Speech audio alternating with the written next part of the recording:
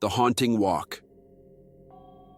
It was a cold, moonless night, and an eerie silence hung heavy in the air as I embarked on a solitary walk along an ancient, desolate road.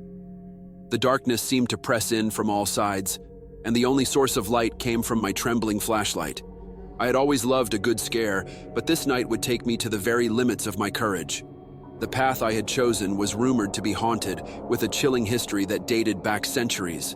They said that malevolent spirits roamed these woods, seeking revenge for the atrocities committed against them in a bygone era.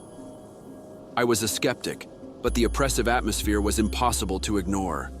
As I walked further into the forest, the tall, gnarled trees cast grotesque, moving shadows that seemed to whisper dreadful secrets. The silence was broken only by the occasional rustling of leaves, and I could feel unseen eyes upon me. My heart pounded, and a cold sweat clung to my skin. Suddenly, my flashlight flickered and died. Panic gripped me, and I fumbled to replace the batteries, but my hands shook so violently that it felt like an eternity before the light returned. In that brief darkness, I sensed a presence, an invisible weight that bore down upon me. My breaths were ragged, and I knew that I was not alone.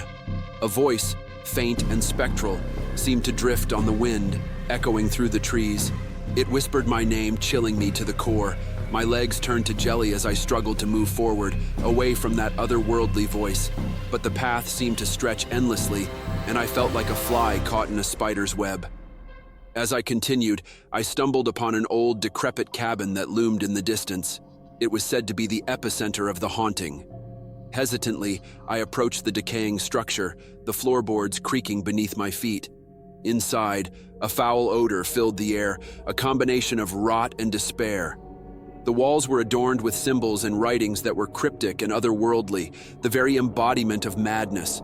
I felt an icy hand brush my shoulder, and when I turned, there was nothing there. In the dim light of my flashlight, I made out a figure standing in the corner of the room. It was a ghostly apparition, a forlorn soul from the past, with hollow eyes that seemed to pierce through my very being. It reached out to me, and a blood-curdling scream tore from my throat. I fled the cabin, leaving behind the sinister specter, but the forest refused to release me from its nightmarish grasp. I ran until my lungs burned and my legs ached, the feeling of being pursued never leaving me. Finally, I burst through the trees and back onto the road, gasping for breath. The night had lost its malevolence, and the weight that had clung to my soul had lifted. I had escaped the clutches of the unknown, but the horrors of that night would forever haunt my dreams. To this day, I cannot explain what I encountered during that fateful night walk. Was it the restless spirits of the past, or was it simply a creation of my own fear? One thing was certain, I would never venture into those haunted woods again, for the memory of that night would forever be etched in my mind as the most terrifying experience of my life. Subscribe Shadowy Shivers for more horror stories and contents.